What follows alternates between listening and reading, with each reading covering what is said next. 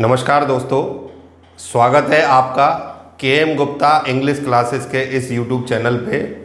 दोस्तों, पिछले कुछ क्लासेस से, कुछ वीडियोस से ग्रामेटिकल चैप्टर मॉडल्स मैं आप सभी को डिलीवर कर रहा हूँ। उसके 3 पार्ट मैंने अभी तक आप लोगों के लिए डिलीवर कर दिए हैं। 4th पार्ट की ओर मैं आगे आज ले जा रहा हूँ अपने इस वीडियो के माध्यम से। सबसे पहले मैं आपके वेल बीइंग, हेल्दी होने की कामना करता हूँ। आप अच्छे होंगे, ये मेरी कामना है, और आप बने रहें और अपने ज्ञान को, अपनी नॉलेज को इस प्लेटफॉर्म के माध्यम से बढ़ाते रहें। दूसरों को भी सहयोग करें। दोस्तों, नॉलेज शेयर करने से बढ़ता है, ये किसी व्यक्ति का एक सामान्य कथन है जो वास्तविक रूप से सच है। तो आप इस वीडियो को देखने के बाद जितना हो सके शेयर करें, लाइक करें, और अगर आपने चैनल अब तक सब्सक्राइब नहीं किया है तो सब्सक्राइब ज़रूर कर लें, जिससे जितने भी टाइम बाउंड आपको वीडियोस मिलने चाहिए वो आपको समय समय पर मिलते रहें। अब आपका समय ज़्यादा ना लेते हुए, चूँकि आप, मुझे पता है आप इंतज़ार कर रहे हैं कि कब हम इस चैप्टर को आगे बढ़ाएं, इस फाइनल वीडियो में मॉडल वर्ब्स को आज मैं कंक्लूड करूंगा। इससे पहले 3 वीडियोस में मैं आपके साथ कुछ मॉडल वर्ब्स डिस्कस कर चुका हूं। तो आज जो सबसे पहले मैं आपके आगे पेश करने जा रहा हूं मॉडल वर्ब, वो है मस्ट। बहुत ही शानदार मॉडल वर्ब माना जाता है एग्ज़ाम के हिसाब से, और इसके कोई ना कोई उपयोग ऐसे हैं जो निश्चित रूप से आपके एग्ज़ाम में आ सकते हैं। ये वीडियो इस तरीके के हैं कि कोई भी student till 1st class to any standard, कोई भी कॉम्पिटिटिव एग्ज़ाम का स्टूडेंट, किसी भी प्रकार का एग्ज़ाम हो, मैक्सिमम बेनिफिट इन वीडियोस के माध्यम से उठा सकता है, क्योंकि ये एक ऐसा चैप्टर है जो हर एक किसी की नीड है, चाहे वो एकेडमिक क्लास में हो, चाहे वो किसी कॉम्पिटिटिव एग्ज़ाम का एक्सपेरेंट हो। तो अब हम शुरुआत करते हैं। हमारा मस्ट का पहला उपयोग है ऑब्लिगेशन, कंपल्सन और नेसेसिटी। बाध्यता को या अनिवार्यता को दिखाने के लिए। देखिए, कुछ चीज़ें हमें ऐसी होती हैं, हम शुरू से तो क्या है, सलाह दे के छोड़ देते हैं व्यक्ति के ऊपर, तुम करना चाहो या नहीं करना चाहो, पर मस्ट ऐसा है जो आपको बांध देता है एक सीमा में कि आपको ये काम करना पड़ेगा, अदरवाइज इसका कोई परिणाम आपको झेलना पड़ सकता है। तो इसके लिए मैंने 2 एग्जाम्पल लिखे हैं। We must pay our taxes on time. ना करने पे हो सकता है आपको पेनल्टी पे करनी। इसको शुड से नहीं दिखाया गया है। शुड में आपको एक फैसिलिटी, सॉरी मैंने टैक्सेस को अंडरलाइन किया, मस्ट होना चाहिए। We must pay our taxes on time. दूसरा एग्जाम्पल है कैंडिडेट मस्ट रिपोर्ट। अब मान लो आप कोई एग्जाम देने जा रहे हैं और आपको बांधना है कि भाई 9:30 बजे आपको आ जाना है, इसके बाद आओगे तो आपको एंट्री नहीं मिलेगी, तो वो शुड से नहीं कह सकते। Candidate must report eight 9:30 AM with their valid admit card. यानी आपको एग्जामिनेशन सेंटर पे 9:30 बजे आ जाना है, otherwise you will not get permission to enter the exam hall. तो मस्ट का ये पहला और शानदार यूज़ मैंने आपको बताया फॉर ऑब्लिगेशन एंड कंपल्सन। अब आते हैं हम अगले यूज़ की ओर, लेट्स सी।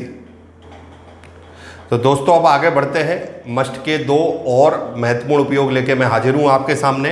सेकंड नंबर पे आते हैं, that is emphatic advice. Emphatic होता है जोरदार, मतलब शानदार। एक स्ट्रॉन्ग एडवाइस किसी को देने के लिए, रिकमेंड करने के लिए किसी चीज़ को, जैसे आपने कोई हैंडसेट खरीदा मोबाइल का और आपको लगता है बहुत शानदार है, तो आप उसके लिए कहेंगे किसी मित्र के लिए यू मस्ट बाई इट। तो आपको एक ऐसा लग रहा है कि ये चीज़ मैंने खरीदी है तो ये सामने वाला भी ले, तो वो एक स्ट्रॉन्ग एडवाइस हो जाती है। यहाँ आप एग्जाम्पल ले रहे हैं, you must visit the Taj Mahal when you go to Agra. ये कह रहा है जब भी आप आगरा जाएं तो ताजमहल को जरूर विजिट करें। अगला 3rd नंबर है प्रोहिबिशन। जहाँ पे हमें किसी चीज़ को रोकना है, निषेधात्मक कोई कार्य करने से किसी व्यक्ति को रोकना है, वहाँ पे हम मस्ट को यूज़ कर सकते हैं। जैसे ये कह रहा है visitor must not plug flowers in the garden. यानी विजिटर्स को गार्डन में फ्लावर प्लक नहीं करने चाहिए, हो सकता है इसके लिए कोई फाइन उनको पे करना पड़े। तो ये मॉडल्स वर्ब के अंदर मस्ट का बहुत ही शानदार उपयोग है, और इसका एग्जाम में कोई ना कोई क्वेश्चन जरूर आता है। 3 महत्वपूर्ण उपयोग मैंने आपके सामने रखे। अब आते हैं हम अपनी नेक्स्ट मॉडल वर्ब की ओर, लेट्स सी। तो दोस्तों, अब अगली मॉडल वर्ब जो मैं आपके सामने पेश करने जा रहा हूँ वो है शैल। शैल के बारे में एक जानकारी आपके पास होना ज़रूरी है। अगर आप मेरे वीडियोस लगातार देख रहे हैं, अगर आपने टेंसेस के मेरे एक वीडियो देखे हैं तो मेरी बात से आप सहमत होंगे जो मैं बताऊंगा आपको। अगर आपने वो वीडियोस नहीं देखे हैं तो फ्यूचर के जो भी वीडियोस हैं वो ज़रूर देखें इसे समझने से पहले, क्योंकि शैल और विल दो ऐसे वर्ब हैं जो किसी सेंटेंस में हेल्पिंग वर्ब के रूप में भी काम करते हैं और मॉडल वर्ब के रूप में भी काम करते हैं। तो मैंने एक क्लासिफिकेशन बताया हुआ है फ्यूचर इंडेफिनिट में कि अगर आई और वी के साथ शैल लगाएं और बाकी सब्जेक्ट के साथ रेस्ट सब्जेक्ट के साथ विल लगाएं तो वो किसी हेल्पिंग वर्ब की तरह काम करते हैं वाक्य में, और वो किसी फ्यूचर प्लान को बताते हैं। इनफैक्ट अगर हम डिटर्मिनेशन शो करना चाहें फ्यूचर प्लान के साथ तब ये चीज़ें मॉडल वर्ब में कन्वर्ट हो जाती हैं। तो शैल का मेरा पहला उपयोग यही दिखा रहा है, ध्यान से समझें, टू शो डिटर्मिनेशन, पक्का इरादा दिखाने के लिए। बट किसके अलावा? आई और वी के अलावा। अगर आई और वी के साथ यूज़ कर रहे हैं तो ये डिटर्मिनेशन शो नहीं करेगा, सिर्फ एक फ्यूचर प्लान शो करेगा और वहाँ ये हेल्पिंग वर्ब की तरह काम करेगा।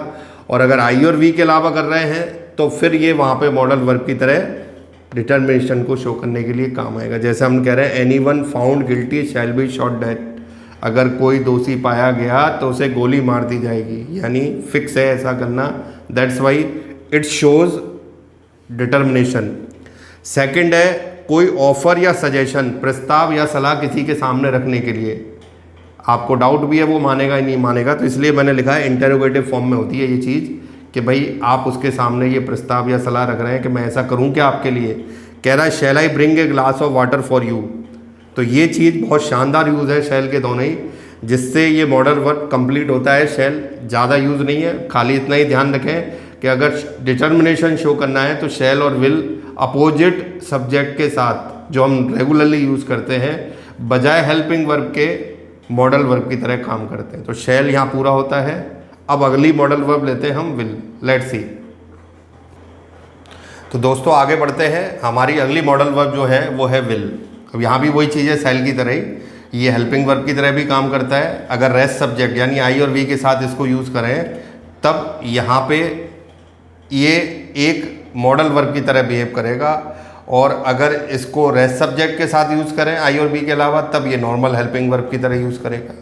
तो यहाँ पहला यूज़ है टू शो डिटर्मिनेशन, यानी पक्का इरादा दिखाने के लिए, और प्रॉपरली वहाँ हमने लिखा था शैल के साथ आई और वी के अलावा, हम लिख रहे हैं यहाँ पे आई और वी के साथ। I will try my best to qualify this exam, तो ये सेंटेंस का यहाँ पे एक एग्जाम्पल हुआ जो यहाँ पे मॉडल वर्ब की तरह बिहेव कर रहा है।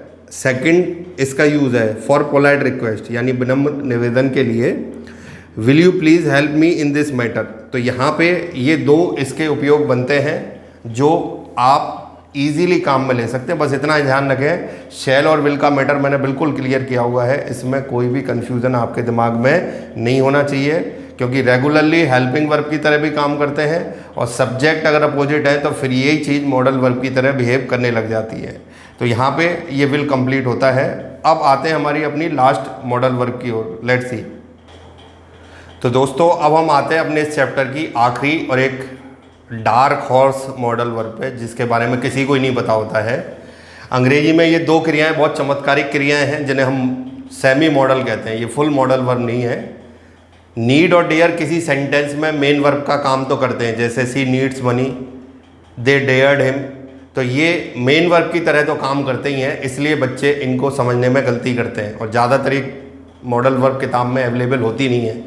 तो नीड और डेयर के बारे में समझना है तो ये मान लीजिए ये सेमी मॉडल है, मतलब आधे मॉडल वर्ब्स हैं और आधे मेन वर्ब हैं।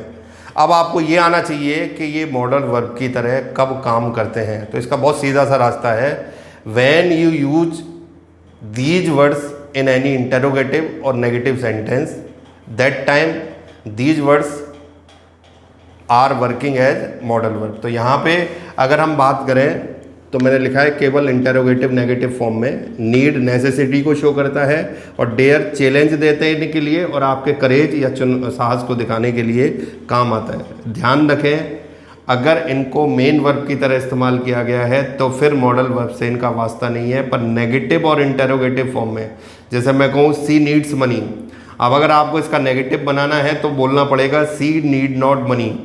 अगर मैं बनाता ही सी रिक्वायर्स मनी तब बनता सी डज नॉट रिक्वायर मनी, क्योंकि रिक्वायर मेन वर्ब ही रहती है हमेशा, और नीड और डेयर ऐसे वर्ड है कि सिंपल सेंटेंस में तो मेन वर्ब रहते हैं और जैसे ही इनका नेगेटिव या इंटरोगेटिव बनाएं तो ये खुद ही वहाँ पे मॉडल वर्ब की तरह काम कर जाते हैं। इनके लिए किसी हेल्पिंग वर्ब की आवश्यकता नहीं होती। एग्जाम्पल देखने, यहाँ दोनों फॉर्म दिखाए मैंने, need I do this work, यहाँ ये हेल्पिंग वर्ब से, do, does, is, are, am, was word से चालू नहीं हो रहा, खुद से ही चालू हो रहा है, इसका मतलब ये मॉडल वर्ब है। हम कह रहे हैं candidate need not apply again, दोबारा अप्लाई करने की आवश्यकता नहीं है, तो ये पेयर भी यहाँ पे मॉडल वर्ब की तरह काम कर रहा है। अगला pair, dare you criticise my new plan, क्या तुम मेरे न्यू प्लान को क्रिटिसाइज कर सकते हो, तो ये डेयर यहाँ चुनौती देने के लिए आया है। आगे कह रहे हैं सी डेयर नॉट, ये करेज दिखा रहा है, dare not speak a single word against her parent, यानी वो अपने माता पिता के खिलाफ कोई भी एक शब्द बोल नहीं सकती। तो ये बहुत शानदार वर्ड लास्ट में मैंने बताया आपको, ये जनरली हमें बुक्स के अंदर अवेलेबल नहीं होता, तो आप ध्यान रखें, नीड और डेयर फुली मॉडल वर्ब नहीं है, इनको सेमी मॉडल माना गया है। और आपको मैंने क्लियर बताया कि नेगेटिव या इंटरोगेटिव में यूज़ करते समय ये फुल मॉडल वर्ब बन जाते हैं। तो दोस्तों अब ये चैप्टर आपका यहाँ पे क्लोज होता है, समाप्त होता है। मॉडल्स वर्ब आपने सीख लिए। आपको इस वीडियो में कैसा लगा, इस चैप्टर का आपका अनुभव कैसा रहा? दोस्तों आपसे रिक्वेस्ट करेंगे आप कमेंट ज़रूर लिखें, क्योंकि कमेंट का मतलब ये होता है कि हम आपसे एक रिस्पॉन्स पा रहे हैं, हम जो मेहनत आपके लिए कर रहे हैं उसके प्रति आप अपना रिस्पॉन्स दे रहे हैं। अगर आपको ये वीडियो पसंद आया है तो शेयर करें ज़्यादा से ज़्यादा और वीडियो को लाइक करें। अगले वीडियो में कुछ नई चीज़ों के साथ मैं आपके सामने हाजिर होता हूँ, तब तक सुरक्षित रहिए। Thank you very much.